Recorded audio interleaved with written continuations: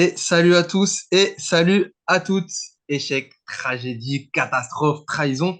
Voilà les termes qu'on a pu lire après l'élimination de l'équipe de France de basket lors de cette Coupe du Monde 2023. Salut à tous, c'est Yonim. Je suis en compagnie de monsieur Frédéric Yang, le seul et l'unique, pour revenir avec vous dans ce nouveau podcast de Ball Talk sur les derniers jours de l'équipe de France. Avant de dévoiler le programme, Fred, comment tu te sens? Et moi, ça va très très bien. Malgré l'élimination prématurée de l'équipe de France, j'ai pris beaucoup de plaisir à regarder les autres matchs de la Coupe du Monde. Donc, je suis impatient en fait qu'on aborde cette émission parce que j'ai écouté énormément de choses depuis la défaite contre la Lettonie. J'ai regardé plein de choses aussi. J'ai revu les matchs trois fois. Hein. France-Lettonie, je l'ai revu trois fois. France-Canada aussi. Donc, vraiment impatient qu'on aborde les raisons de l'échec de l'équipe de France. Bon, je vous présente plus Monsieur Fred Young, vous le connaissez très bien. Justement, je suis sûr que vous allez apprendre encore beaucoup de choses de lui aujourd'hui. Vous le savez, on va revenir dans ce podcast sur le bilan de cette compétition pour nos Bleus. On va essayer d'analyser un petit peu avec ton œil expert, mon cher Fred, ce qui a fait défaut à cette équipe de France. On va essayer de se projeter aussi un petit peu sur les Jeux Olympiques qui ont lieu l'année prochaine en France. Moment important pour nos Bleus, c'est pour ça qu'on les attendait au tournant. Voilà, un programme assez chargé, mais je suis sûr qu'on a encore voilà, pas mal de choses à vous apprendre, même si, bien évidemment, vous avez tout lu, hein, vous avez tout vu, vous avez tout lu, mais je suis sûr qu'on a encore quelques petits trucs à vous apprendre sur cette compétition. Générique, et puis on lance ce programme.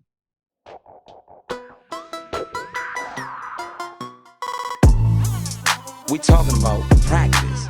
Not a game, not a game, not a game. We talking about practice. D'un dauphin, t'en fais pas un requin. If you don't want to play that way, don't play that way. Fred, je te propose de débuter ce podcast avec un rapide résumé de la situation, juste pour mettre un petit peu en contexte et en situation, pour aussi comprendre pourquoi des termes peu élogieux comme ça ont été utilisés avec cette équipe de France, euh, qui, donc, dans la première phase de groupe, c'était vraiment le début de la compétition, groupe de trois, l'équipe de France avec le Canada, la Lettonie, le Liban. Les Bleus ont perdu leurs deux premiers matchs, une fessée contre le Canada, 95-65, 30 dans la musette.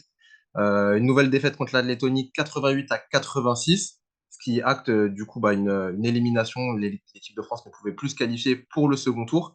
Donc la fin des matchs pour nos Bleus. Dernier match à jouer dans cette phase de poule contre le Liban. Voilà, 79-85 pour une victoire assez difficilement accrochée. Et puis des matchs de classement. C'est un petit peu triste à dire pour cette équipe de France, mais l'équipe de France a joué des matchs de classement ensuite contre la Côte d'Ivoire et l'Iran. Donc victoire contre l'Iran 82-55 et victoire 77-87 pour nos Bleus contre la Côte d'Ivoire. Donc on termine sur une note positive, même si ça a été compliqué. On termine donc 17e de cette compétition. Je me tourne vers toi, Fred, après cette petite mise en situation. La Coupe du Monde continue, on le rappelle, avec l'élimination de l'Espagne notamment. Le Canada est toujours là, les États-Unis sont toujours là. On va continuer à suivre cette compétition, bien évidemment, mais concentrons-nous sur nos Bleus. Voilà, la question, elle est très simple. Comment on se sent après une élimination comme ça? Bah, évidemment, la déception est énorme. Enfin, je pense que les retombées médiatiques, enfin, j'ai entendu énormément de choses sur l'équipe de France. Enfin, c'est sûr en fait, tout ce qu'on a dit avant la compétition, je pense que c'était valable, en fait. On voit que c'est quand même très ouvert, cette compétition. On a vu que les États-Unis étaient franchement prenables dans cette compétition. On voit que la partie de tableau, en fait, tout ce qui jouait en fait avec l'Italie, ces groupes, les premiers groupes étaient beaucoup plus abordables. On voit la Lituanie qui avait fait un perfect et là qui prend une valise contre la Serbie. Donc, d'un côté, on n'a pas eu de chance en réalité parce qu'on est tombé sur un groupe H extrêmement relevé. On peut le voir, l'Espagne est sortie et a perdu contre les deux équipes de notre groupe, la Lettonie et le Canada. Donc, on a tiré beaucoup de conclusions, peut-être hâtives, parce que c'était sans compter en fait le niveau réel des équipes qui étaient dans notre groupe et notamment la Lettonie. Mais ça, je pense qu'on va en parler en longueur. Mais en tout cas, oui, le maître mot, c'est déception parce qu'on s'attendait pas à ça. C'est vrai, et on a fait plus d'une heure de podcast avec toi ensemble là, pour analyser un petit peu avant cette compétition. Voilà, c'est dire que cette équipe de France pouvait le faire. C'est vrai que on a beaucoup parlé de nos Bleus. Il y avait beaucoup de choses à dire aussi sur les autres équipes, notamment, on le voit, c'est quelque chose qui a peut-être été oublié par certains aussi, le niveau, tu l'as dit, Nous y de... compris, hein, je nous mets dans le lot parce que enfin, sans Porzingis, c'est peut-être que on a baissé un peu la garde aussi sur la Lettonie, alors que le fond de jeu était là et il y a aussi des joueurs qui ont été surprenants dans cette équipe et qui continuent à nous surprendre. Et c'est peut-être ce qui a manqué aux Bleus, justement, cette surprise, enfin, qui a surpris nos Bleus, justement. Avant de revenir sur toutes les raisons de cette déroute, il y a beaucoup de choses à dire, on va dérouler là-dessus. J'aimerais qu'on s'écoute un petit extrait d'Evan Fournier, qui est l'un des leaders de cette équipe de France, qui s'exprimait à la télévision après le premier match des Bleus face au Canada. Bah, on s'est pris une belle branlée, hein. Y a pas d'autre mot. On n'a jamais réussi à vraiment se mettre dans nos systèmes, de par leur pression défensive. Ils nous ont repoussés, que ce soit sur les lignes extérieures aussi bien qu'à l'intérieur. Je ne sais pas ce que ça donne le rebond. Ouais, ils n'ont pas le 15 offensif. Bon, bah, c'est aussi simple que ça. Ils nous repoussent et on n'a pas réussi à se mettre dedans. Voilà, c'est tout. Fred, on vient de s'écouter Evan Fournier, c'était après la défaite face au Canada, une grosse défaite d'entrée, ça nous a saisi un petit peu sur le vif. Eux-mêmes n'avaient pas forcément encore toute la lucidité pour peut-être analyser cette défaite. On va essayer de le faire là maintenant après plusieurs jours. Est-ce que c'est un petit peu symptomatique de ce qui s'est passé dans cette Coupe du Monde, ce que dit Evan, notamment sur le fait que voilà, l'équipe de France n'a pas réussi à mettre en place ses systèmes, a manqué peut-être un peu d'impact. Est-ce que c'est un peu le résumé de ce qui a manqué, notamment face au Canada et face à la Lettonie ensuite? Alors, globalement, oui. Alors, j'ai fait une émission qui a été improvisée après le match contre le Canada, où j'ai donné mon point de vue. J'ai notamment cité 5 points. Le truc, c'est que contre le Canada, j'ai trouvé que l'entame, je vais revenir rapidement sur ce que j'ai dit, j'ai trouvé que l'entame était cohérente. Sur le plan de jeu, pour moi, c'était clair. En fait, le but, c'était d'empêcher le jeu rapide des Canadiens. Donc, on est allé au bout de nos systèmes. On a essayé d'aller au bout de nos systèmes pour vraiment empêcher ce va-et-vient, en fait, ce match de ping-pong. Et ça a été très bien Ça a maîtrisé plutôt bien marché, ouais. Ouais, sur le premier quart-temps, bah, on prend que 14 points, donc ça a bien marché. Après, au fur et à mesure, le problème, c'est que les Canadiens ont mis énormément d'agressivité sur le porteur de balle et également sur les sorties d'écran. Nous, tous nos systèmes, les systèmes mis en place par Vincent Collet et qu'on a vu lors des préparations, commençaient vachement sur des écrans non porteurs.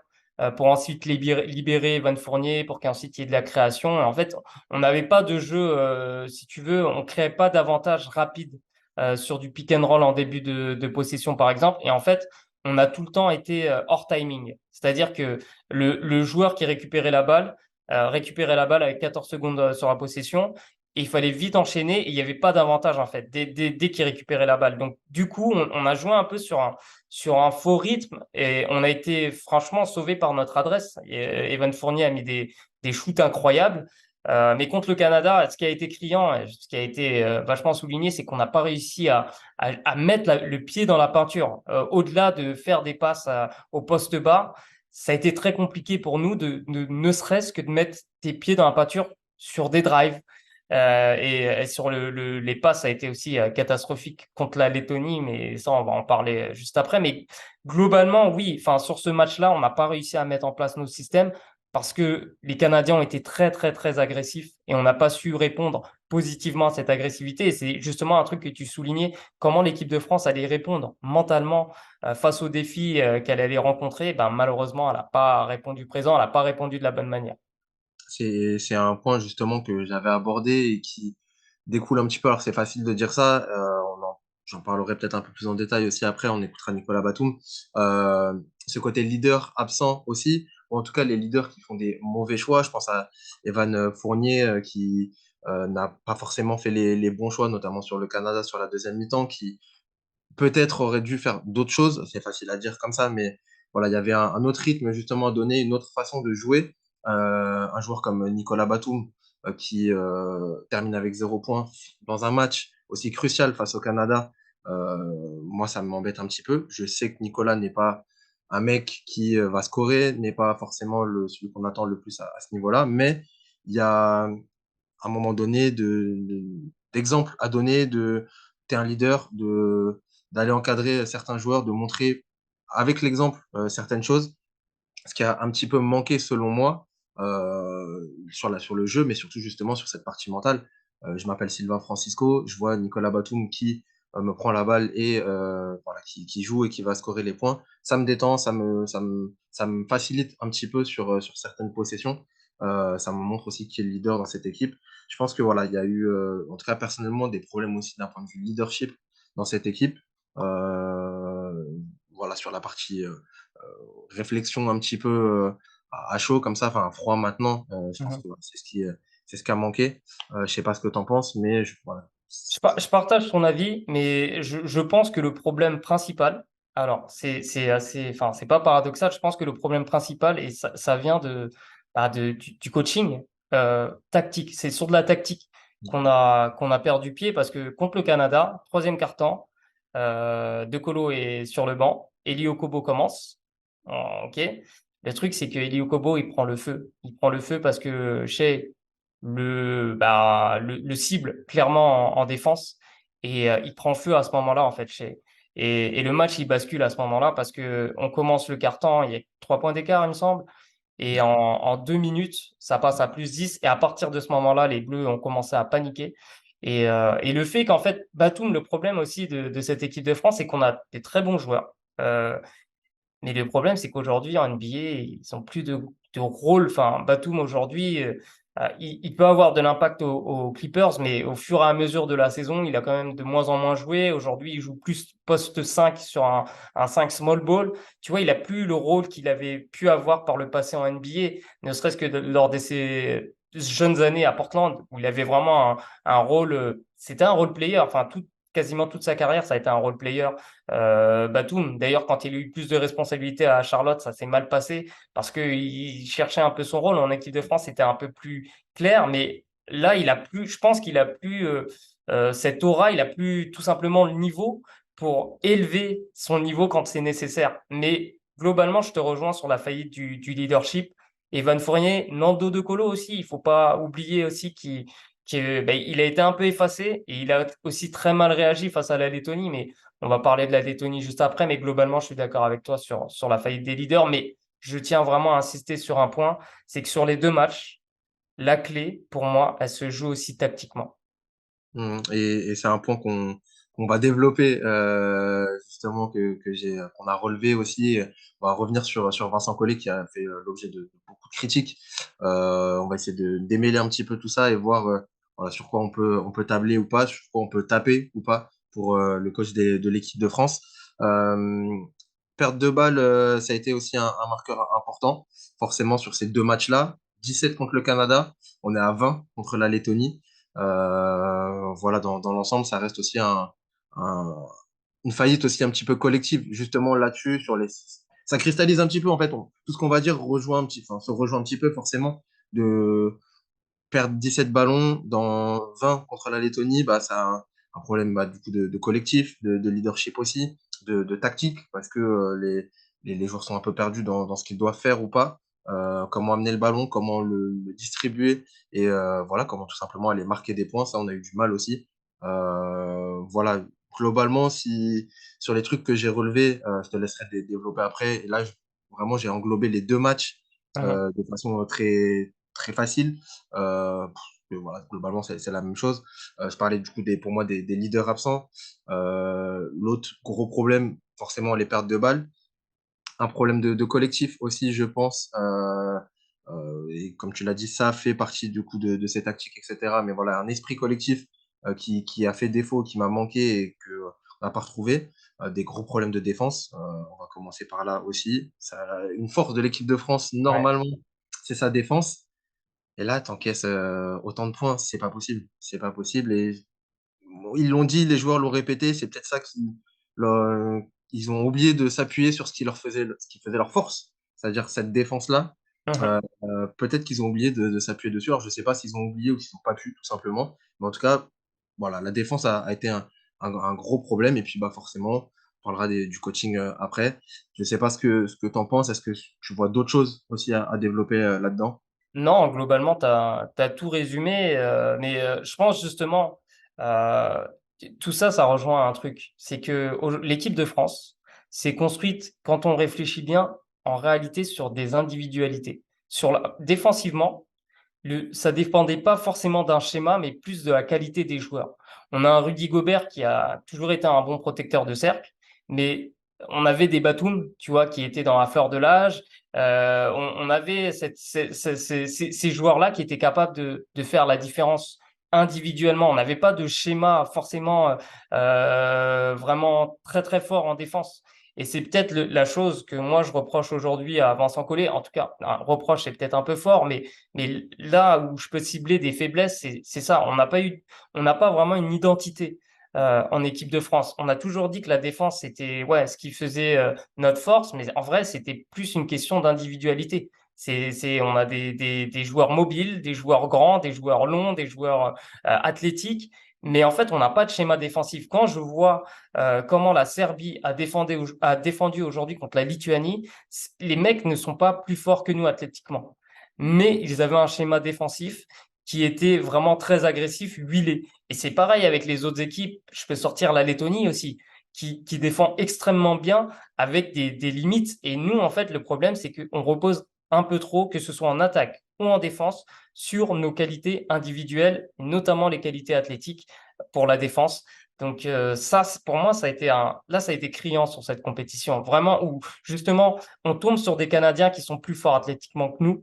On n'a pas su répondre différemment parce qu'on a été battu dans le duel sur ce match et vraiment c'est ce qui voilà, peut-être que ça aurait dû nous alerter avant. C'est peut-être une bonne chose finalement qu'on prend cette rousse maintenant. Ça nous évite. Alors j'espère que le staff va vraiment se remettre en question sur cette compétition. On avait vu déjà des faillites lors de l'Euro, on l'avait d'ailleurs déjà dit, mais le truc c'est que là, on récupérait Batum, on récupérait De Colo, donc ça pouvait changer pas mal de choses, notamment sur la gestion des balles perdues. Au final, non, ça n'a pas réglé cette question-là malheureusement, et même défensivement, malgré une bonne prépa, on a vu que dans le dur, quand on était bousculé, et ce premier match, il faut vraiment le garder en tête parce que je pense que ça a aussi influencé nettement la prestation des Bleus contre la Lettonie. Mais les pertes de balles, je pense que ça vient aussi d'une fragilité mentale suite au match contre le Canada. Justement, avant d'enchaîner sur la suite, revenons rapidement sur ce match contre la Lettonie. On a parlé un peu du Canada. Globalement, on s'est fait une grosse On s'est fait défaite. laver, hein. On s'est fait laver, il faut le dire. Chercher les bons adjectifs pour pas être trop non plus méchant avec cette équipe de France. Mais ouais, voilà, tu prends 30 points dans la tête, tu te fais battre à l'impact, tu tiens sur la première mi-temps, effectivement, comme on l'a dit, et tu es encore dans le match, tu es encore dans le coup. Ils mettent un coup de boost, tu n'arrives pas à répondre, tu perds ton adresse, tu te perds un peu dans tes systèmes. Voilà, globalement, comme on peut résumer cette défaite face au Canada. Très bien. Ok, tu perds de 30 points. Tu te dis, ok, les mecs en sortie, on l'a écouté avec Evan Fournier, on a compris ce qui s'est passé, on a vu à peu près, peut-être que c'est un mal pour un bien de prendre cette défaite de 30 points. Ils vont arriver contre la Lettonie et un match du coup capital pour la qualification. Les mecs sont prêts. Et pas du tout. Pas du tout, puisque tu mènes tout le match. Voilà le scénario, c'est que tu mènes tout le match. Tu n'arrives pas à creuser l'écart réellement, mais tu es devant tout le match. Et dans les dernières minutes, les Lettons qui sont en mission, on l'a entendu avec Bertens par exemple, qui disait voilà, c'est la compétition de notre vie, jamais qualifié pour une Coupe du Monde. Les mecs sont là, ils peuvent jouer contre l'équipe de France. Ils l'ont dit après, c'est la plus belle victoire de leur équipe nationale parce que les mecs avaient voilà, une volonté qu'on n'a pas eue sur cette fin de match. Comment toi, comment tu analyses un petit peu cette défaite face à cette équipe lettonne et forcément cette élimination de l'équipe de France?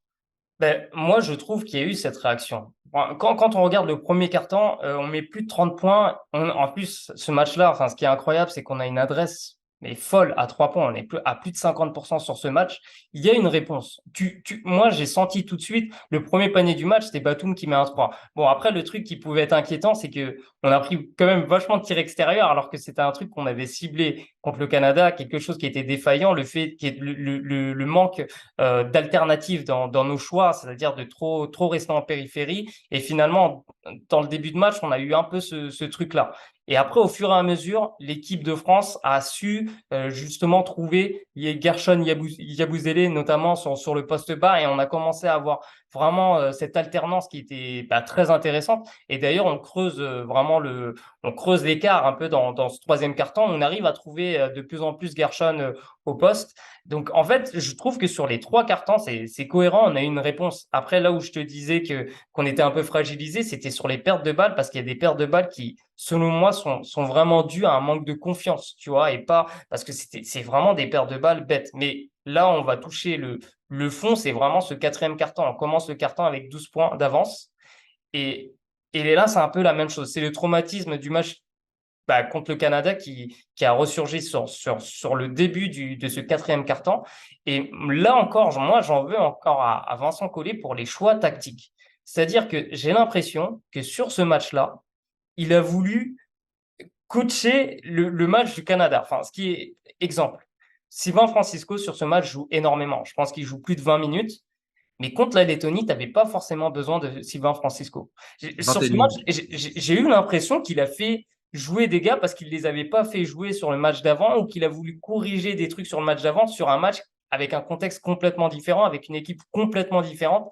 Et j'ai pas compris. Et j'ai pas compris non plus pourquoi ça switchait sur tous les écrans. On s'est fait, enfin, franchement, sur des pick and roll. En plus, la Lettonie joue c'est d'une simplicité ce qu'ils proposent, mais c'est extrêmement bien maîtrisé. Et sur du middle pick, sur des pick and roll au centre du terrain, on changeait à chaque fois sur les écrans. Et on s'est retrouvé avec un Zagars qui met plus de 20 points sur ce match, notamment parce qu'il se retrouve en mismatch et qu'il attaque très bien les mismatchs à chaque fois. Et ça, en fait, j'ai pas compris pourquoi on n'a pas changé de défense par rapport à ça. Et pourquoi on n'est pas passé en zone. On a travaillé la zone. En plus, la zone match-up, on l'a travaillé quasiment sur tous les matchs en préparation. Et là, tu la vois pas quand c'est le feu, tu vois. Ça, je comprends pas. Tu vois, on a Fall. Alors, Fall, il joue pas parce que défensivement, il est en difficulté. Hein, on l'avait souligné, il manque de mobilité, il prend beaucoup de fautes. OK. Est-ce que tu peux pas le protéger en sortant une zone? Tu vois, est-ce que tu peux. Mais on n'a pas vu tout ça. Et c'est ça qui m'a vraiment déçu sur ce match. C'est que tactiquement, ça a été très, très pauvre. Et dans les moments chauds, on n'a pas eu de réponse tactique, en fait. Et le manque de confiance vient aussi des choix tactiques. Est-ce que Sylvain Francisco doit jouer les 10 minutes du quatrième quart-temps? Alors, il re-rentre parce que De Colo fait sa faute, cette fameuse faute disqualifiante qui est extrêmement sévère, mais toujours est-il que franchement, je ne suis pas convaincu que c'était la réponse, en fait. Sévère, mais voilà, les arbitres ont jugé que ce qui est aussi normal, voilà, de pousser un adversaire n'est pas autorisé. Notre meneur, du coup, qui se fait sortir, Sylvain Francisco, qui joue. Justement, je voulais te faire écouter un petit extrait avec Sylvain Francisco pour illustrer aussi un petit peu tout ce qu'on s'est dit sur cette disqualification de l'équipe de France. Je voudrais avoir ton avis sur cette séquence qui a pas mal tourné sur les réseaux sociaux. Nova, il va pas nous marquer 40 points, les gars. Il faut bien que ce soit un bon petit joueur. Il a un gaucher. Quand on est autour, il faut aider. Il n'y a que lui qui joue. Il a passé tout le monde en lui à tour de rôle. Il faut faire quelque chose. Et la voilà. Sylvain. Détends-toi, d'accord? Écoute pas Elie. Elie, ils vont pas jouer, mais fais pas comme lui, s'il te plaît. D'accord? Sois à fond. Allez. Vous l'avez reconnu, c'est bien évidemment le coach de l'équipe de France qui s'adresse à Sylvain Francisco. C'était lors du troisième match contre le Liban, en s'adressant à Sylvain Francisco. Et voilà, si on tend un petit peu l'oreille, on entend que le coach s'adresse à Sylvain en lui disant de se détendre et de ne pas faire comme Elie, qui ne veut pas jouer. Ça a été beaucoup commenté sur les réseaux. Est-ce que c'est un fait de jeu pour toi, ou est-ce que c'est un peu symptomatique de cette ambiance et de ce qui se passe dans cette équipe de France? Alors, après, on peut pas vraiment savoir ce qui s'est passé. D'ailleurs, certains ont ciblé la prépa. Alors, enfin, sur ça, je peux pas trop me prononcer parce que voilà, j'y étais pas et je sais pas vraiment. Et de toute façon, les langues vont se délier. La compétition est finie pour les Bleus. On en saura plus bientôt. Le truc, c'est que bon, c'est bien de bouger Eli Okobo, mais il fallait peut-être le faire avant. Et surtout, c'est aussi compréhensible. Tu te souviens, on parlait du cas justement de Mustapha Fall, d'Eli Okobo, de Sylvain Francisco, quel rôle ils allaient avoir, parce que selon moi, c'était pas clair. Et tu vois, Eli Okobo, sur ce deuxième match, il se retrouve à jouer 4 minutes, alors que contre le Canada, tu vois, il joue plus de 20 minutes. Encore une fois, il y a eu un manque de cohérence vraiment de la part de Vincent Collet. J'insiste, hein, moi, le but, c'est pas de dire que Vincent Collet est nul, loin de là, mais il y a eu des incohérences vraiment tactique criante et même de management criante sur cette compétition. Et moi, j'ai pas compris. Il l'a piqué, certes, derrière, Eli Okobo a répondu. Il a fait globalement trois bons matchs après. Mais là, en fait, c'était peut-être un peu tard. Ce caractère, il aurait fallu le montrer avant. Donc, en fait, cette séquence, ouais, elle est peut-être drôle. Pour moi, elle est anecdotique. Elle est juste anecdotique. Mais elle souligne aussi que l'un des gros défauts de Vincent Collet, c'est peut-être son leadership à lui, son charisme à lui, comment il arrive à faire passer les messages. Parce que là, quand on entend les joueurs, on a l'impression vraiment qu'il y a un truc qui n'est pas passé. Il y a Mustapha Fall aussi, je ne sais pas si tu as vu son interview pour Bibasket, où clairement, il a pas compris son temps de jeu. Il a dit, bah, clairement, j'ai pas joué, quoi. Enfin, et oui, c'est dommage parce qu'on a c'est très compliqué après, hein, quand tu as beaucoup de bons joueurs pour trouver des rôles qui sont différents en club, en sélection nationale. Il faut trouver ça et je trouve que Vincent Collet aujourd'hui, c'est ce qui lui fait défaut. Il n'y arrive pas encore. Il n'y arrive pas. Il n'arrive pas à donner des rôles à des joueurs qui pourraient être impactants et qui ont des grands rôles en club. Il n'arrive pas encore à vraiment à adapter, à leur trouver des rôles différents en équipe nationale. Et peut-être que ça vient d'un manque de charisme, un manque de leadership, je sais pas. Mais pour moi, c'est un peu symptomatique de ça, là, ta séquence. Euh, Tu fais la transition parfaite puisque je voulais aborder le cas de Vincent Collet. On va revenir un peu plus dans le détail, qui a cristallisé pas mal de critiques. Juste avant, je voulais quand même qu'on s'écoute Nicolas Batum, capitaine de cette équipe, au micro justement de la télévision aussi. Ça, c'était cette fois-ci après le deuxième match contre la Lettonie, synonyme de disqualification. On l'a entendu très ému. Et apparemment, il avait un message à faire passer. On l'écoute tout de suite. C'est une grosse déception, c'est sûr. On a craqué mentalement, on a craqué physiquement. On n'a pas été ensemble, voilà, ils ont été très forts aussi. Voilà, ils ont fait un gros match. Faut pas leur retirer ça, mais ce match caractérise un peu ce qui s'est passé depuis 5-6 semaines. Et si on veut être bon, on est une bonne équipe. On est une très bonne équipe. On l'a montré depuis quelques années. On a montré qu'on pouvait être au top, européen et mondial plusieurs fois. Aujourd'hui, on ne l'a pas montré sur cette campagne depuis un petit moment. Il faut tout le monde doit se mettre en question, joueurs, coach, fédération, même là-haut, tout le monde doit se remettre en question ce qui s'est passé cet été et pourquoi ça n'a pas été bon. Qu'on se prive de certains joueurs, qu'on mette des conditions, on perd des joueurs à cause de certaines conditions. Il faut que tout le monde soit commit. C'était ma dernière Coupe du Monde. Oh, tu me connais. J'ai loupé des étés, mais j'ai tout fait pour ce putain de maillot. Et quand on se prive de certains gars, dans des compétitions comme ça, gros, on est ensemble, putain, ça fait des années qu'on met quelque chose en place. On pouvait être champion du monde. On a déconné les joueurs, certes. Mais il y a une grosse remise en question de beaucoup de personnes. Il me reste un an avec cette équipe-là. On a besoin de tout le monde à Paris. On a besoin des meilleures conditions. On a besoin de tout le monde. J'en ai rien à foutre de ce qui est politique ou je sais pas quoi. Il nous faut la meilleure équipe de France possible, dans les meilleures équipes de France possible. Bon, j'ai foiré ma dernière Coupe du Monde et ça me fait vraiment chier, crois-moi. Et on vient de s'écouter Nicolas Batum, le capitaine de cette équipe de France, avec les mots forts du capitaine. Alors voilà, c'est un autre débat. Beaucoup de choses qui se sont dites aussi après cette interview, voilà, qui ont pas mal déchaîné sur les réseaux sociaux. Voilà, on pourra revenir dessus à un autre moment peut-être, et n'hésitez pas à nous dire aussi ce que vous avez pensé. Je sais que voilà, personnellement, je me suis dit que ça était un petit peu facile de la part de Batum qui se cachait derrière beaucoup de choses. Voilà, c'est un autre débat. Mais Batum, ce qui est à retenir, c'est qu'il invite tout le monde à se remettre en question, des joueurs à la fédération, mais aussi il parle du coach. La question, Fred, est très simple. Tu nous as un peu répondu, mais je vais avoir de nouveau ton avis dessus. Est-ce que, selon toi, Vincent Collet est responsable? Alors, bah, pour moi, il est forcément responsable. Enfin, pour moi, sa responsabilité, elle est criante sur cette compétition parce que la faillite, elle est d'abord tactique. Vraiment, j'insiste sur le Canada et la Lettonie. Et j'insiste aussi sur le fait que je trouve que Vincent Collet est globalement un bon entraîneur, hein. C'est vraiment pas, tu vois, à charge ce que je dis. Moi, j'aimerais juste aussi revenir sur cet extrait qui est hyper intéressant. D'ailleurs, j'ai vu ton tweet sur le sujet, j'ai vu les réponses aussi. Mais du coup, en fait, les défaites accentuent souvent des petites choses, tu vois. Et sous le coup de l'émotion, on va souvent ressortir des choses qui, bah, on aurait pu gagner le match contre la Lettonie, hein. Si Francisco met son tir, on continue dans la compétition. Est-ce que toutes ces choses seraient sorties? Je ne pense pas, tu vois. Mais c'est vrai qu'en fait, les petites choses, C'est euh, exagéré. Enfin, c'est ouais, exagéré. c'est exactement ça. Ouais, c'est ça. Et le truc, c'est que, alors forcément, il y a un fond bah, le fond de vérité, de toute façon, bah, ouais, il est évident, mais depuis quelques mois, sans doute, il y a un truc par rapport à la Fédé et les joueurs. On l'a vu sur le cas Johannes avec l'équipe de France féminine. Batum s'était d'ailleurs exprimé, il me semble, sur First Team, où il trouvait ça débile, tu vois. Mm. Donc en fait, c'est peut-être, tu vois, ces choses-là qui, après une défaite, bah, tu sors tout. Comme le cas bah, Thomas Hurtel, parce que on peut croire que derrière, il se cache derrière ça.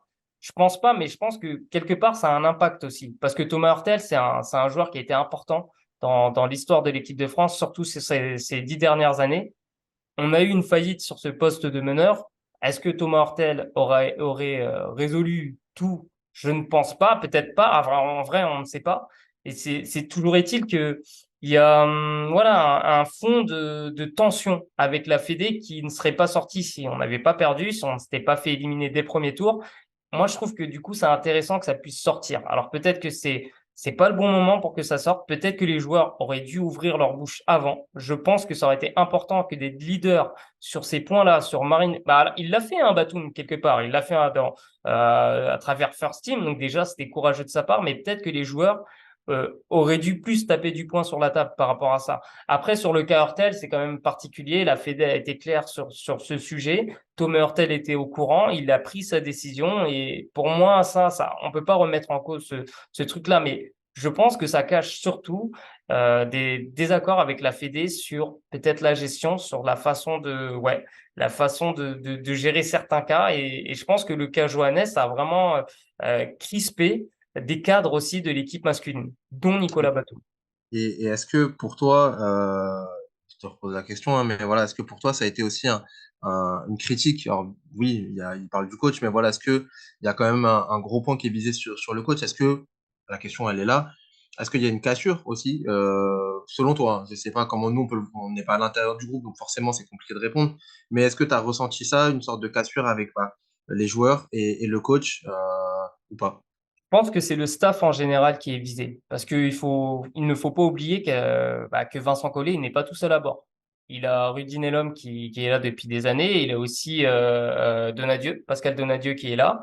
Il a aussi tout ce qui est préparateur physique. Alors là, c'est Emmanuel Lacroix, je crois, de l'Asvel. Bon, bref. Là, je suis pas en train de cibler des hommes en particulier, mais toujours est-il enfin, il y a des choses qui ont été sorties aussi par rapport à la prépa, qui était une farce selon certains joueurs anonymes. Alors, est-ce que c'est l'organisation des matchs? Est-ce que c'est l'organisation de la préparation physique en amont de la compétition? Je pense que c'est plus ça qui est ciblé. Ce qui est cool avec la Fédé de foot, c'est qu'on voit tout le temps, tu vois, plein de vidéos sur la prépa physique, ce que font les Bleus. Donc, tu peux à peu près voir ce qui a été fait.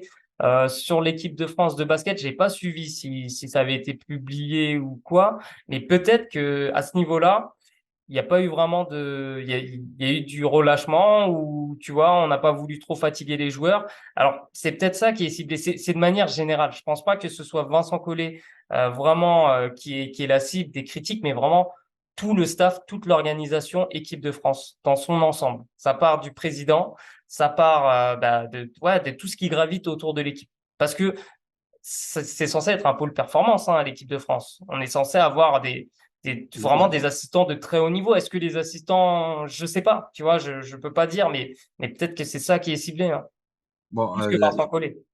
ce qu'on se comprend. Alors, un petit rappel quand même du bilan de Vincent Collet en équipe de France, quand même, puisque voilà, beaucoup de monde ont demandé son départ. Depuis 2009, Vincent Collet est à la tête de cette équipe de France. 7 médailles internationales, on est champion d'Europe en 2013, on est vice-champion d'Europe en 2011 et en 2022, vice-champion olympique en 2021, on fait une médaille de bronze aux mondiaux en 2014 et en 2019, une médaille de bronze à l'Euro en 2015. Globalement, le bilan est plutôt bon pour cette équipe de France, voire très bon, même s'il y a des finales perdues. Globalement, il y a une médaille en or aussi. Il y a plusieurs grosses performances quand on n'attend pas forcément cette équipe-là. La question, tu te mouilles ou tu te mouilles pas, mon cher Fred. Mhm. Mais la question, elle est là et c'est ce qu'on réclamait beaucoup de monde. Est-ce que Vincent Collet doit partir? On est à un an des JO. Est-ce qu'on doit changer de coach maintenant ou pas? C'est très délicat. Très sincèrement, c'est très délicat parce que en suivant la logique de ce qui a été mis en place, il faudrait continuer avec Vincent Collet. Moi, je pense sincèrement qu'il faut continuer avec Vincent Collet parce que c'est pas sur cette compétition qui est cruciale. Enfin, tout va se résumer à cette compétition au final. Tout ce qui a été fait en amont, là, c'est chez nous, quoi. C'est les JO de Paris. On sait que la pression est énorme. Tout va graviter autour de cette compétition. Donc, pour moi, ce serait limite incohérent de ne pas continuer avec Vincent Collet. Parce que s'il fallait changer, il aurait fallu le faire après l'Euro. Parce que l'Euro, alors, oui, peut-être que c'était sans doute en trompe-l'œil, hein, le fait d'être en finale. Parce qu'au niveau du fond de jeu, c'était vraiment pas bon, quoi. Mais on s'est caché derrière les absences de Colo, derrière les absences de Batum. Alors, peut-être que le problème était, tu vois, était plus profond. Donc, moi, je ne suis pas d'avis à changer d'entraîneur.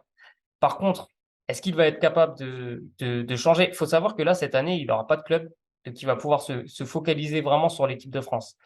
Est-ce il va être capable justement s'adapter, de peut-être un peu changer, de faire évoluer sa façon de voir le jeu, sa façon de justement proposer des choses différentes, que ce soit en attaque ou en défense?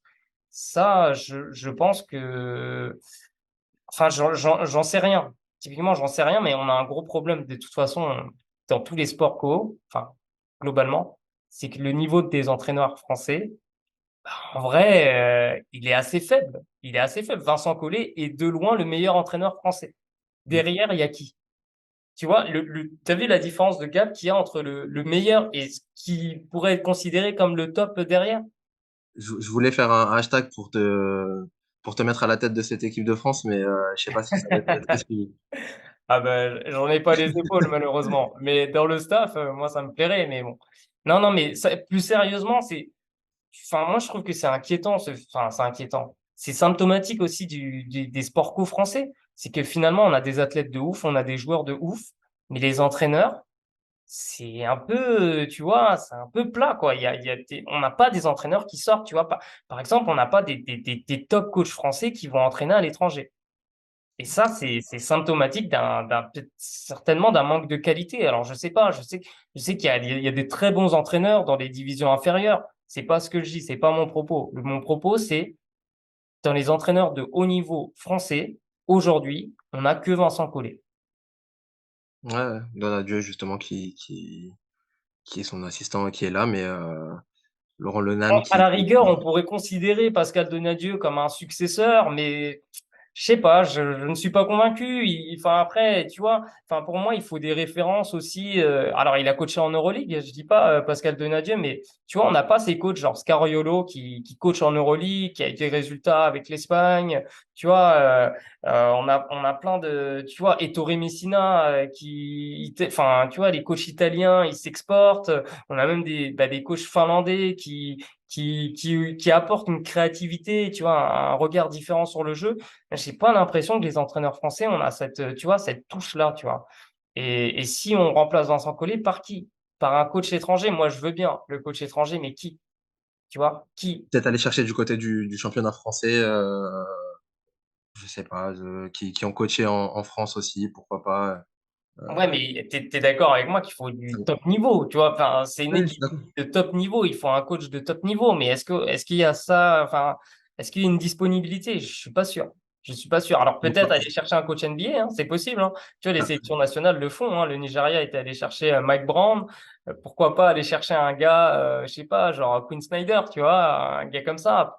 Regarde, le Canada avec Hernandez, ils sont à crédit, ils s'en sont bien sortis. Bah ouais, mais après tu vois, c'est plus une culture américaine, donc c'est pas, tu vois, c'est pas, eux ils ont l'habitude, enfin entre guillemets, nous les Français, on est quand même très très sur nous, hein, tu vois, on a du mal à naturaliser aussi, hein.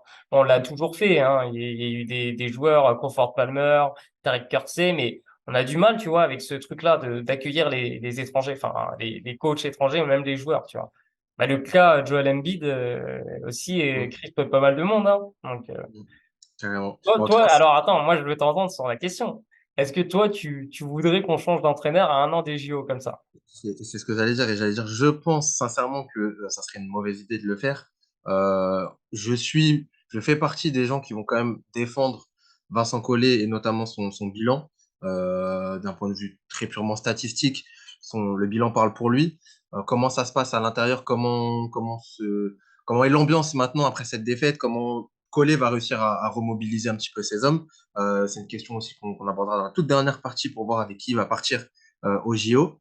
Mais voilà, je pense que c'est une mauvaise idée de le faire. Je pense que je fais partie aussi des gens qui ne voient. C'est une catastrophe. Enfin, c'est pas une catastrophe, pardon. C'était très difficile cette élimination, mais je mettrais pas ça dans le terme de catastrophe. Louper des compétitions internationales, ça arrive. Et je pense que on peut revenir, on peut rebondir. Et je pense que Vincent Collet, surtout un an des JO, est le meilleur en place pour remobiliser cette équipe-là. Après, par contre, je suis ouvert après les JO à ouvrir le débat. Nicolas Batum va s'en aller, c'est sa dernière grosse compétition internationale. Il y a un renouvellement aussi, un rafraîchissement de cette équipe de France. Peut-être que ça passera par les joueurs, mais aussi par le coach. Donc, ça sera un autre débat. Pour l'instant, je garde Vincent Collet.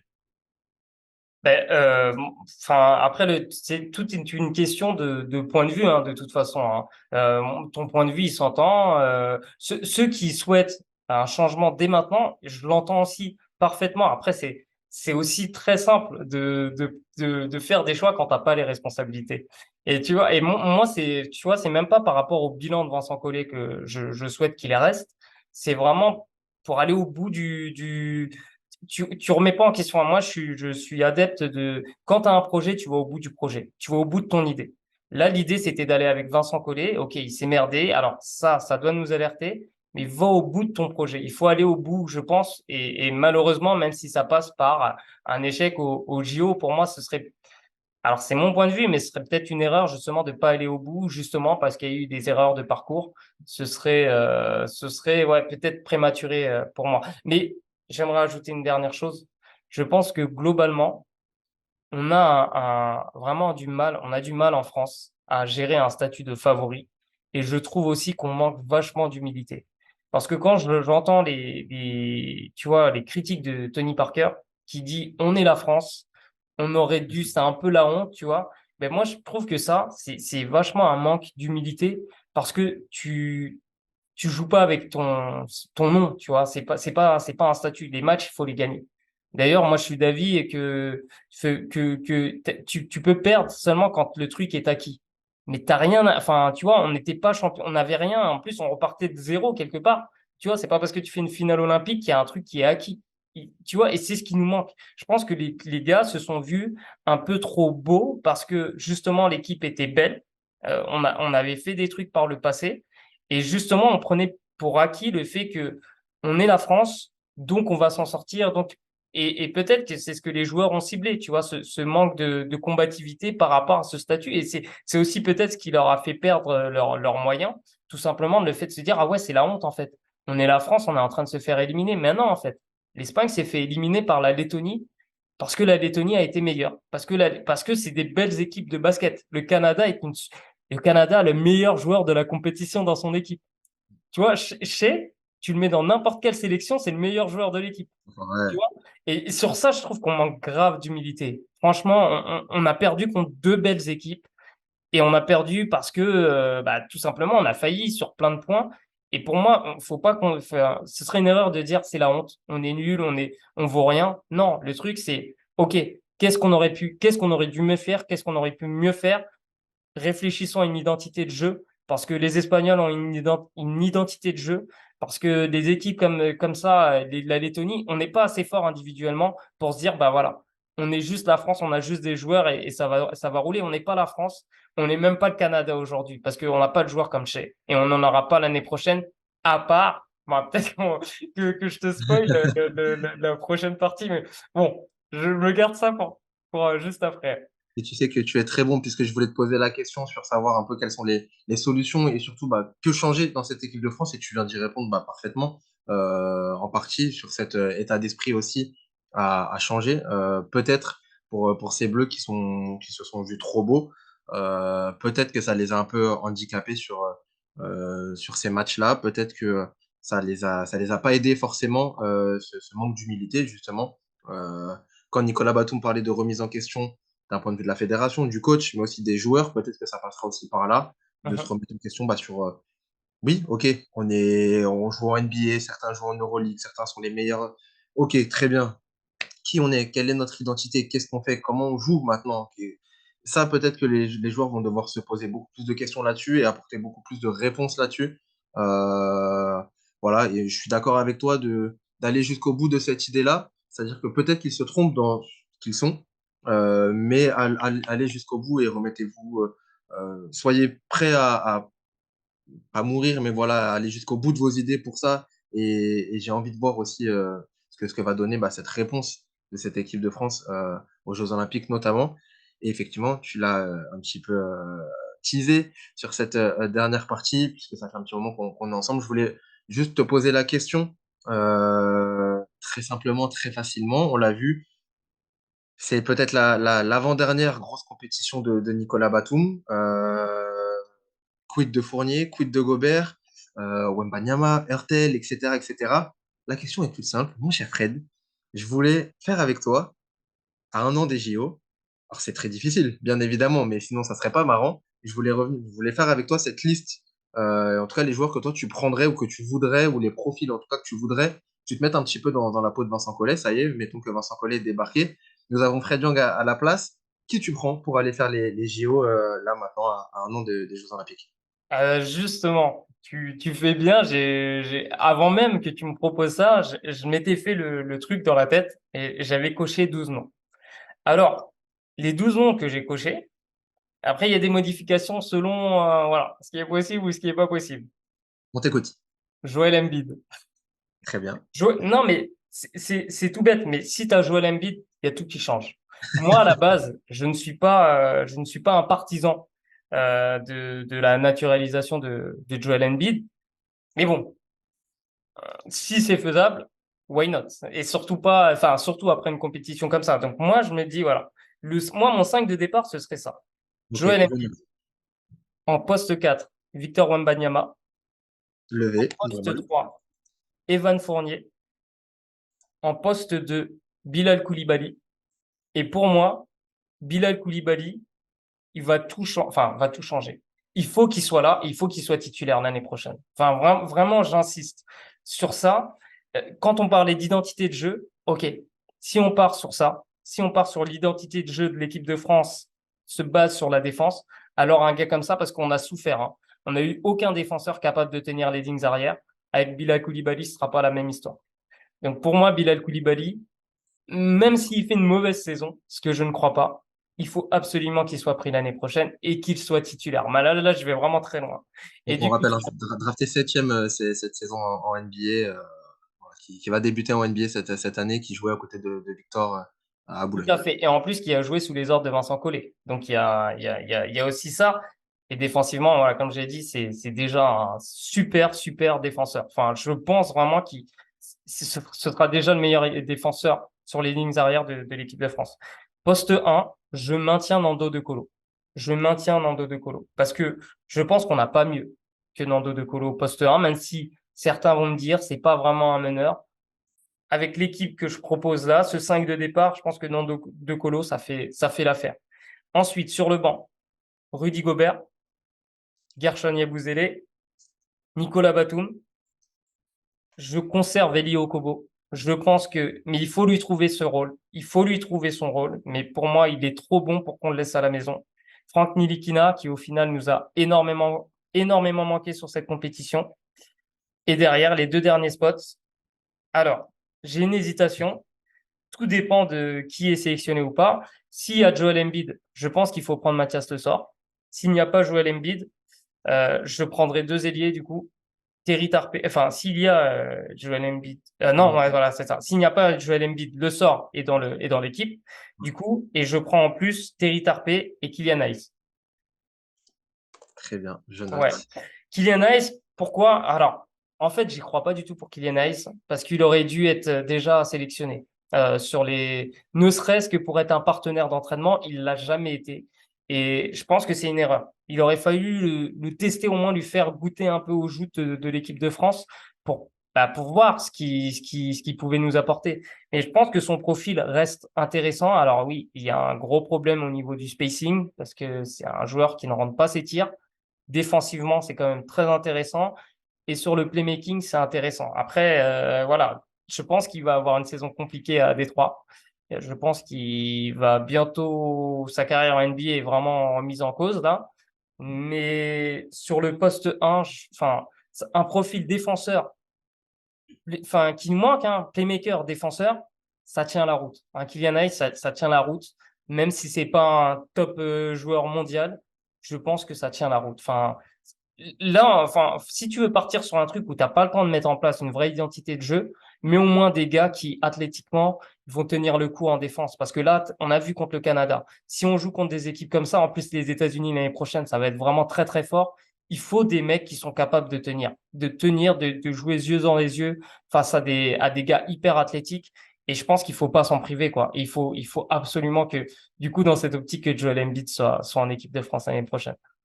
Bon, on t'envoie en délégation pour aller convaincre Joel Embiid de Non, mais rejoindre attends, cette équipe de imagine France. l'équipe, s'il te plaît.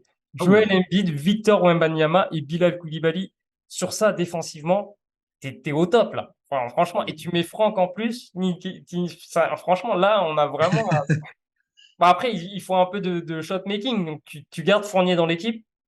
Franchement, ce 5-là, moi, il me donne des frissons, hein.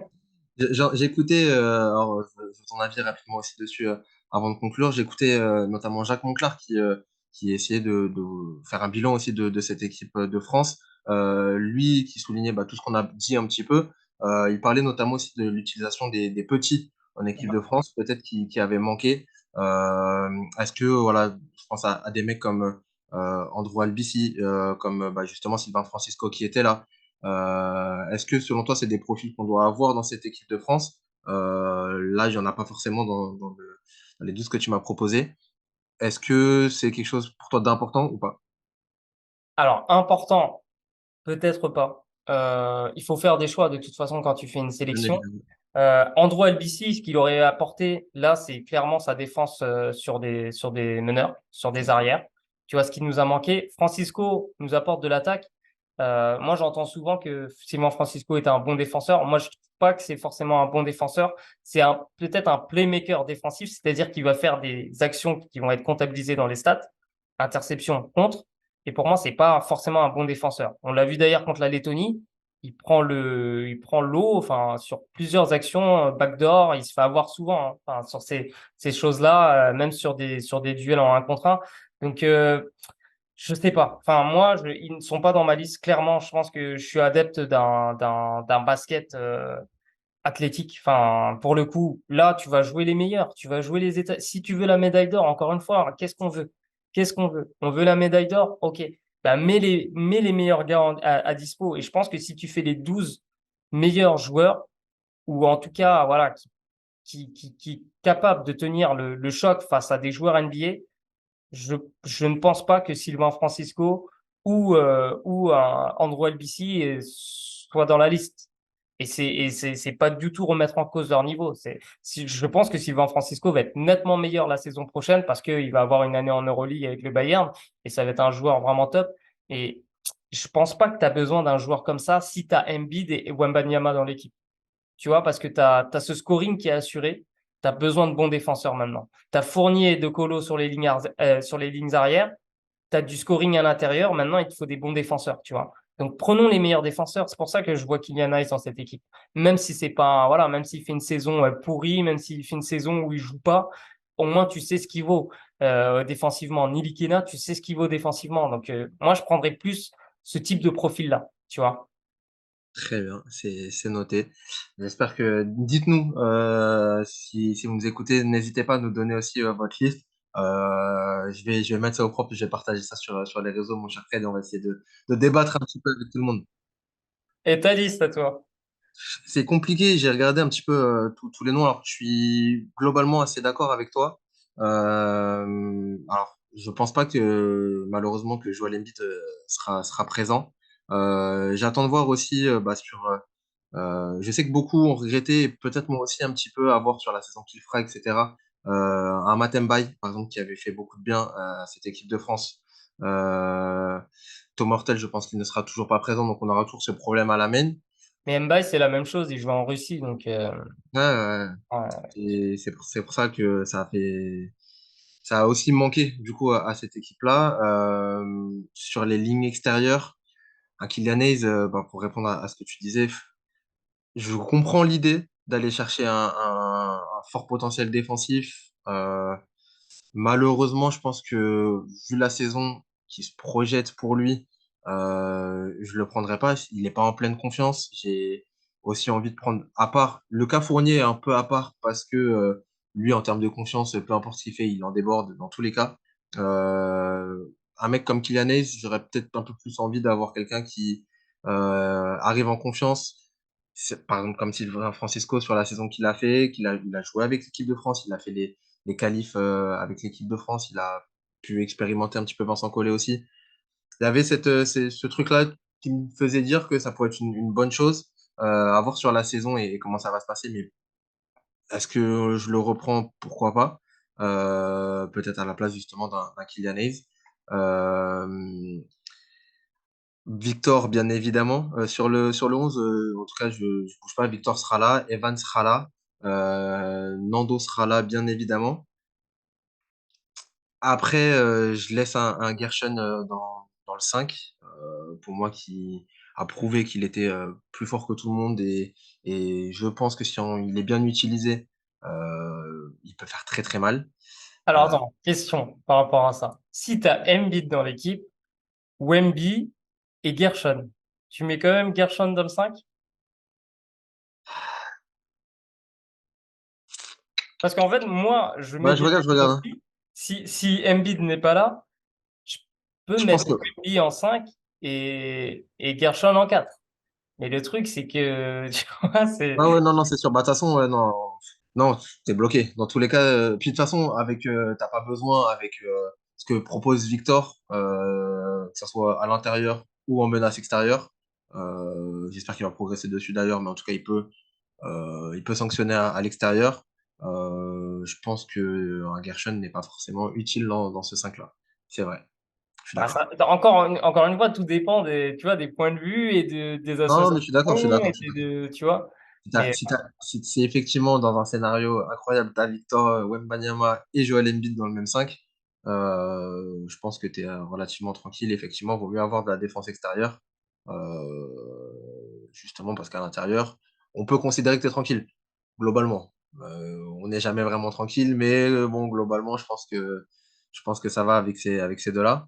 mais Je toi, prendrais Batum. ouais, oui, mais en remplaçant? Ouais. Hmm, ok. Ouais, ouais, et c'est sa dernière. À voir, pas encore une fois, hein, je me projette sur la saison et je sais pas quelle saison il fera, peut-être qu'il fera une saison incroyable. Selon ce qu'on a vu les dernières années, je pense que Batum va être un rôle un peu plus tranquille aux Clippers, enfin un peu moindre, encore moins aux Clippers. Euh, et je pense que voilà, il faut qu'il passe aussi, qu'il y a une sorte de passage de relais aussi en équipe de France et qui va être plus là pour accompagner aussi un petit peu surtout si le 5 est plus fort sans lui, je pense que ça peut être intéressant à voir avec qui sera titulaire ou pas. Euh, et puis à l'intérieur, j'ai beaucoup aimé ce qu'a fait, on n'a pas trop parlé, mais j'ai beaucoup aimé ce qu'a fait Mathias Le Sort, notamment sur son premier match. Je pense qu'il y a un gros potentiel. Je sais que par exemple, un mec comme Amadou Diaté était là aussi sur les dernières campagnes. Il revient en France, là, à Monaco cette saison. Ça peut être un tremplin aussi pour lui, pour cette équipe de France à l'intérieur. Je sais pas, peut-être à la place d'un Le Sort ou d'un Moustapha Fall qui qui a eu du mal à être utilisé. Peut-être que son profil sera un peu plus, mais c'est globalement le même profil, mais peut-être que ce joueur-là sera un peu plus utilisé et qu'on aura un peu plus de temps de jeu avec lui, etc.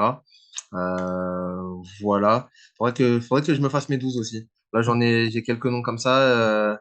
Peut-être prendre quelques risques à voir. Je sais que, allez, je le lance comme ça, mais par exemple, peut-être à la place d'un Koulibaly, j'ai vu plusieurs fois Johan Bégarin jouer en équipe de France. Ouais, c'est pas mal. À voir sur la saison qu'il va faire, puisque là maintenant il a changé de club aussi, changé de dimension. C'est un très fort défenseur extérieur aussi. C'est pas bête, hein. C'est Son pas profil bête, hein. aussi Andy. Hum. Bien évidemment, enfin, c'est le petit coup de cœur en tant que Parisien pour avoir suivi beaucoup cette équipe du Paris Basketball, ce joueur-là. Mais ça fait partie, je pense qu'on aura des surprises comme ça, comme je mets Kylian un peu comme une surprise, je mets Koulibaly un peu comme une surprise, puisque pas de sélection en équipe de France et une seule saison en NBA pour l'instant. Peut-être qu'on aura des surprises comme ça, un peu comme Sylvain Francisco l'a été. Donc voilà, le but, ça va être de trouver un petit peu la surprise. Si la grosse surprise n'est pas Joel Embiid, bien évidemment. Moi, franchement, mon choix fort, c'est de dire, là, c'est un take vraiment fort, là, que je te dis. Pour moi, Bilal Koulibaly, c'est un game changer pour l'équipe de France. Vraiment. Très bien, c'est noté, c'est enregistré, c'est dans la boîte et on va en débattre sur les réseaux. N'hésitez pas à nous partager aussi vos 12 joueurs. Fred, tu m'as ajouté. Non, non, ben, tu m'as hypé, là, sur cette équipe. Mais pour moi, en fait, ça passe vraiment, il faut qu'il y ait Embiid et Koulibaly. En fait, le fait d'avoir, en fait, parce que Koulibaly, en attaque, on a encore des doutes, tu vois, sur ce qu'il est capable de produire. Par contre, défensivement, on sait que ça va être solide. Mais si, justement, tu as Embiid et Wembanyama dans l'équipe, tu peux te permettre d'avoir, entre guillemets, une faiblesse sur le poste arrière au niveau du scoring, tu vois. Et c'est pour ça que j'aime beaucoup cette association, en fait, de Embiid et Koulibaly avec Wembanyama. Enfin, défensivement, ce serait trop incroyable. Moi, j'ai trop envie de voir ça, en fait. Je sais, pour l'expérience, quoi. Je suis trop hypé, quoi. Après, effectivement, là où peut-être que ça peut être un peu compliqué, bon, au-delà de la naturalisation de Joel Embiid, bon, qui a été faite, mais voilà, faut qu'il vienne. Ça va être aussi le manque de repères de ces joueurs-là, puisqu'ils n'auront pas de match, à part les matchs de prépa, mais voilà, il n'y a pas de match comme en football où on peut avoir des matchs tout au long de la saison. Là, ça va être compliqué de les voir avec la saison NBA. À voir si, même si Joel Embiid dit oui, est-ce qu'on prendra ce risque ou pas, je ne sais pas. C'est encore Vincent Collet qui fera les choix. Et Ah bah, je a pense que oui, priori, si s'il jamais dit il a la oui, possibilité, il a ouais. dit qu'il était chaud. Mais voilà, à voir s'il le fera ou pas. Encore une fois, n'hésitez pas à nous donner vos 11. Fred vous répondra. Il a l'air très hypé par ce débat-là et je suis sûr qu'il vous répondra avec grande passion pour voir sur vos 12. Tout à fait. Bon, en tout cas, je pense qu'on peut conclure là-dessus. On a dit beaucoup de choses. Merci beaucoup, Fred, de m'avoir laissé aussi m'exprimer dans ce podcast. N'hésitez pas aussi, encore une fois, à nous donner vos avis. Très important pour nous aussi, que ce soit sur les réseaux, par message privé ou dans la vie. N'hésitez pas à nous dire si vous avez écouté, si jamais ça vous plaît et surtout ce que vous en pensez. C'est cool de débattre. On est là pour ça, pour partager nos avis. Donc, n'hésitez pas. Et puis, on se retrouve, nous, bientôt pour un nouvel épisode, pour débattre de l'actualité basket et pour vous éclairer un petit peu de nos lanternes, si on peut. C'est ça. On va sans doute parler la finale de la Coupe du Monde. Il y a un champion qui va bientôt sortir là, et en plus il y a la reprise de la NBA dans quelques jours, donc ça va vraiment être sympa. Et vraiment, ça me fait plaisir que tu prennes du galon comme ça et que tu te sens de plus en plus à l'aise. Donc c'est top. Bon, en tout cas, merci beaucoup. Et puis, on se retrouve nous très très vite sur ce podcast Ballostalk pour parler basket, bien évidemment. À la prochaine. Salut! Ciao.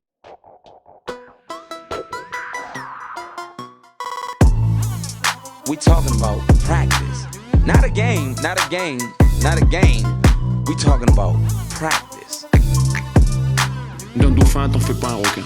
If you don't want to play that way, don't play that way.